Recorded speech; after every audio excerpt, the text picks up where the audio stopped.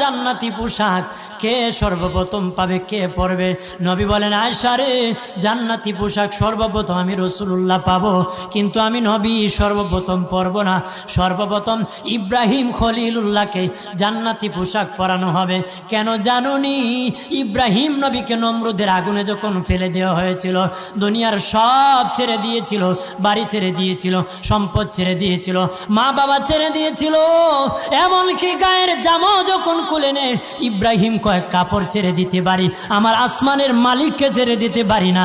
ওই দিন আল্লাহ ইব্রাহিমের সাথে অঙ্গীকার করেছিল, ইব্রাহিম আজকে তোমাকে সকলের সামনে উলঙ্গ করে লজ্জায় ফেলে দিয়েছি ইব্রাহিম, তারপরে তুমি আমাকে ছাড়ো নাই।